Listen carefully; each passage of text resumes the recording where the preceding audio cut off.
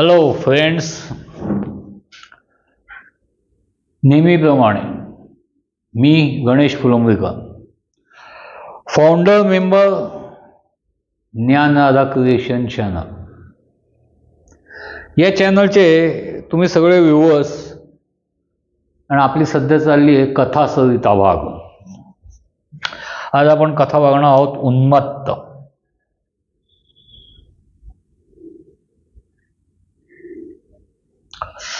Inspector पटवर्धनांनी शांतपणे cigarette light केली आणि सगळ्यांवर जोरात ओरडले, अरे एवढ्या हजारो कोटींचा घोटाळा करून एखादा चोर पळून जातो तुम्हाला हातात सापडत नाही म्हणजे काय? त्यांचा चेहरा, गोरापान चेहरा लाल बुंद झालेला होता.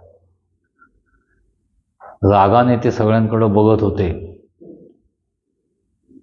तेवढ्यात खोतकर म्हणले, सर पण त्यांचे साथीदार जे होते श्रीनाथ आणि विहारी दोघंही आपल्या ताब्यात आहेत अजून. तो सापडेल उद्या, आज ना उद्या सापडेल. कुठं जातोय? त्याच्या रेड अलर्ट वॉरंट काढलेलं आहे, नॉन अवेलेबल वॉरंट परत ते. हो, पण साध्या सामान्य लोकांच्या पैशांना चुना लावून तो पळून गेला आणि तुम्हाला कधीच कळलं नाही ते? एवढ्या जाहीरपणे जाहिराती देणारा माणूस. खोतकर म्हणले, बरोबर आहे ना सर, पण कोणाचे ग्रहतारे कधी फिरतील सांगता येत नाही. बरं, तसं बघितलं तर आपल्या शहरातलं ते बडंप्रस्त आहे. हां, सर्व सार्वजनिक कार्यक्रमात आवर्जून उपस्थिती लावणारा, सगळ्यांना देणग्या देणारा, सगळ्यांशी हसतमुख हसून खेळून राहणारा, अशीच प्रसिद्धी आहे ॲमी उर्फ अमितची.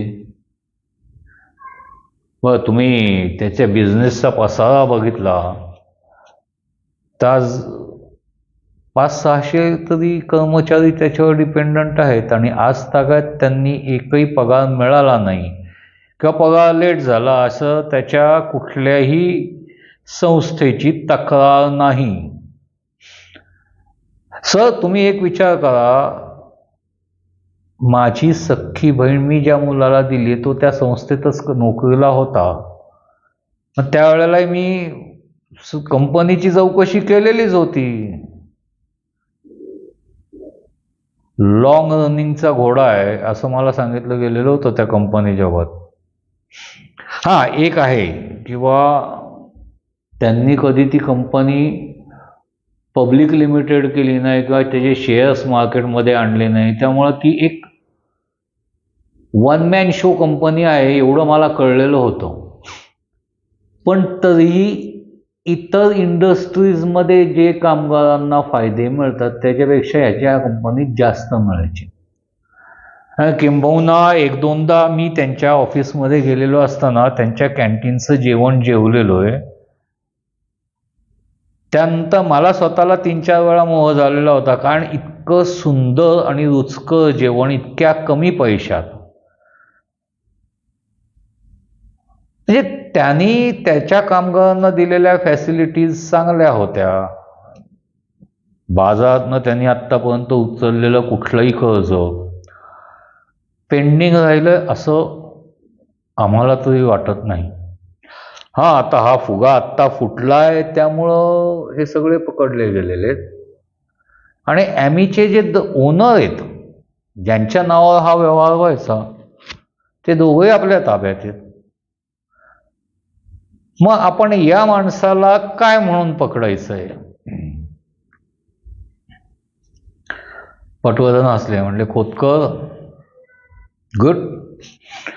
तुमच्यासारखा मुरलेला जर पोलीस इन्स्पेक्टर असं बोलायला लागला तर सामान्य जनतेचं काय? अहो, हे जे दोघं आहेत ना, ही प्यादी आहेत, प्यादी. सयाजीराव, मी स्वतः दोघांशी चर्चा केलेली आहे. दोघांना एक 50,000 रुपये पगार मिळत होता. फक्त एवढंच आहे, कागदोपत्री तो पगार उचल म्हणून दाखवायचा.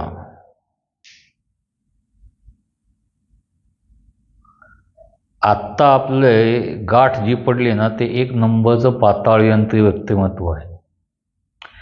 सिस्टमॅटिकली त्यांनी काहीतरी गोंधळ घातलेले आहेत आणि ते काय हे शोधावं लागणार आहे आपल्याला. खोतकर म्हणले हो बरोबर नसं, पण पेपरमध्ये आलेल्या बातमीनुसार आपण काही कारवाई करू शकत नाही.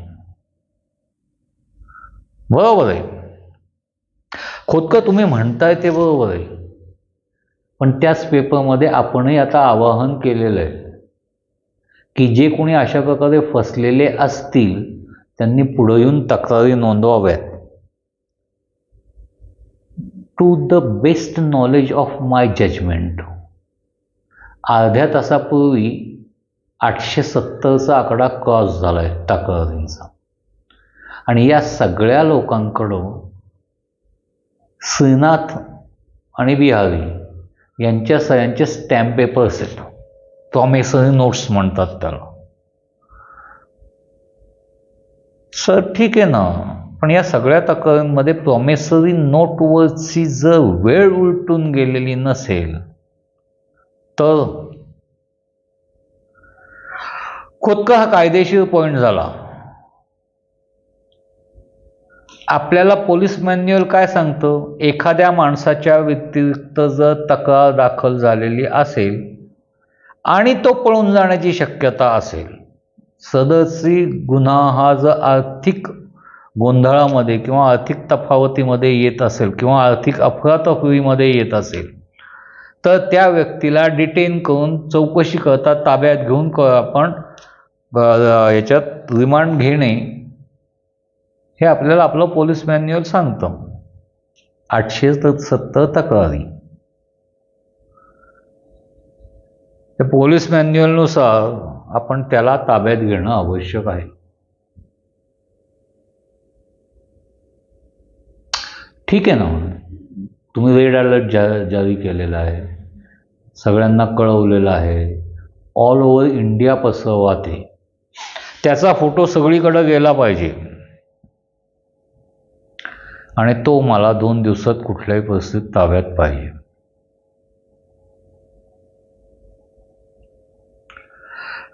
इकडे लोणावळ्याच्या बंगल्यामध्ये आम्ही शांतपणे बियर पीत बसलेलो होता.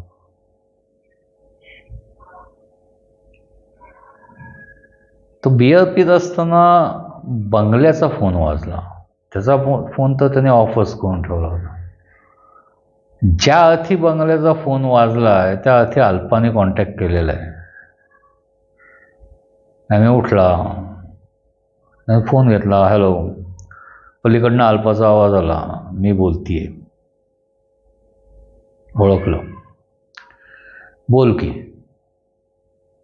तुला कोण अडवणार आहे? नाही अमित, मीच तुला कधीच अडवलेलं नाही. म्हणलं प्रश्न येतोच कुठं, तू मला अडवणार नाहीस याची मला खात्री आहे, पण मीही तुला कधीच अडवलं नाही हेही सत्य. आजपर्यंत साथ द्यायला मी कधी चुकलेले नाहीये. ठीक आहे ना, म्हणणं काय आहे तुझं? एकटाच का गेलास? मला का घेऊन नाही गेलास? मी असा पळून बिळून आलेलो नाहीये. I am just relaxing my self. Amit, 22 वर्ष झाली असतील ना आपल्या लग्नाला आता.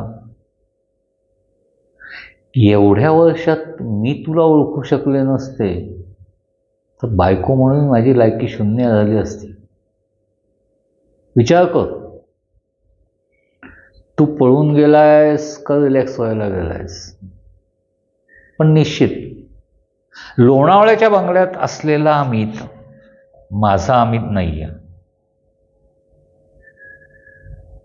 ज्या अमितवर मी प्रेम केलो तो हिमॅन आहे. वाट्टल ते गोंधळ घालेल, बेग बावस्टील तो जिंकेल याची मला खात्री आहे. आजपर्यंत त्यांनी खूप कोलांटे उड्या मारल्या आहेत, पण कधी हरला नाहीये. मी ज्या अमितला ओळखते तो 3 पत्तीचा बादशाह आहे.